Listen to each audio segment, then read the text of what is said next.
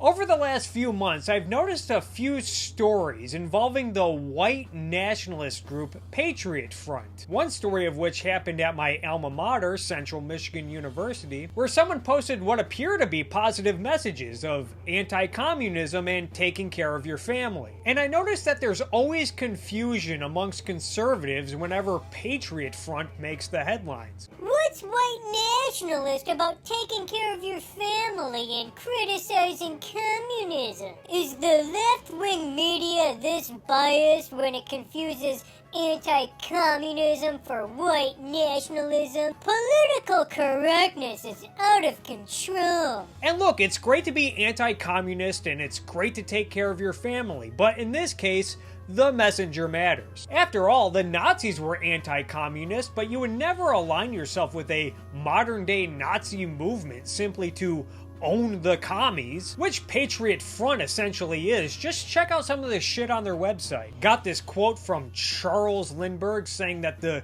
Jews are a danger to the country because they have so much control and influence over the media and the movies and the government. Also have this nonsense about how people are merely members of a collective, particularly a race. And this is how garbage people try to sneak their ideas into the culture. They know they can't be upfront and explicit about their true intentions, so they have to dress it up and disguise it and then sneak it through back doors and windows. So Patriot Front is wrapping themselves in American flags and anti-communism and pro-family rhetoric while they bury the white nationalism shit on page 217 of the Terms of Service Agreement. The point is, you gotta beware of the messenger and you gotta call people out. Now this brings me to the Women's March, which is an organization that has some questionable leaders, to say the least. We got Linda Sarsour, who has a history of cheering on the Muslim Brotherhood and is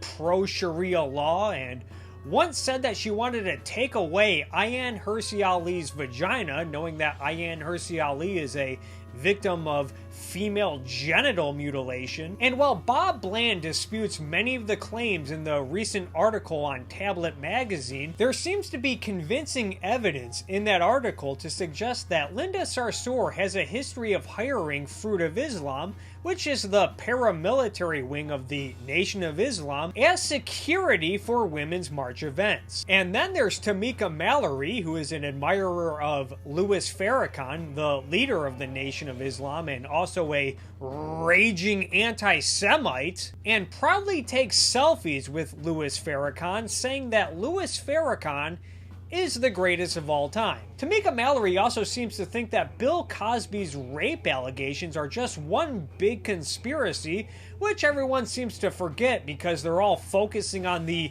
anti-Semitic elephant in the room. Anyway, Tamika Mallory and Bob Bland both went on The View this week. And while Bland disputes the claims in the article on Tablet magazine, insisting that the organizers of the Women's March are not anti-Semitic and are trying to welcome more Jewish women and build bridges for Jewish women, the responses Tamika Mallory gave to the questions about Louis Farrakhan are pretty revealing. And everywhere that I go is difficult. The Women's March was very difficult. I met with a lot of women who did not even understand why race was important to be a part of the conversation,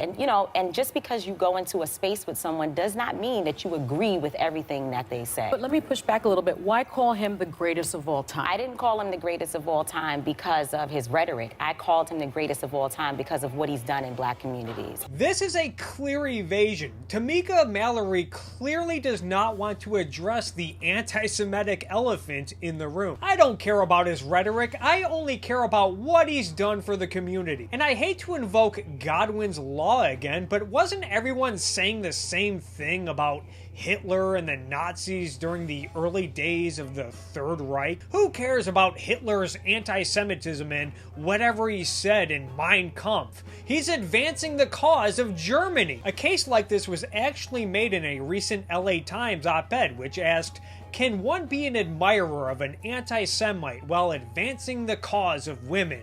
saying that life is full of contradiction. And sure, the world is full of hypocrites, but that does not mean that people should be hypocrites. Also, contradictions do not exist. If you ever come across a contradiction, you need to check your premises. Now, one may say that Louis Farrakhan and the Nation of Islam, they're not like Hitler and the Nazis, because Louis Farrakhan does not have any political power like Adolf Hitler had in Germany. Which is true, although politics is downstream from culture, and the fact of the matter is, Louis Farrakhan is making it possible for future anti-Semites to gain political power, if they have not already. If Louis Farrakhan is the greatest of all time, like Tamika Mallory says, then is it safe to assume that his anti-Semitism has maybe rubbed off on some of his followers? Is it a good thing that more Americans are anti-Semitic because of Louis Farrakhan's rhetoric? Again, this is how people sneak bad ideas into the culture. They say, look, I don't agree with everything Louis Farrakhan says, but look at all of the wonderful things he's done. Whatever wonderful things Louis Farrakhan has done is irrelevant to this question. Because if Louis Farrakhan is truly the greatest of all time and therefore has a great deal of influence, doesn't that mean that people like Tamika Mallory have a responsibility to call out and condemn the horrible things Louis Farrakhan says? We did not make those remarks. We did not make. You can't. But you're associating with a man who does publicly. What I will say to you is that I don't agree with many of Minister Farrakhan's statements. Specifically about Jewish people. As I said, I don't agree with many of Minister Farrakhan's statements. Do you condemn them? I don't agree with these statements. At the end of the day... You won't condemn it. No. To be very clear, it's not my language. It's not the way that I speak.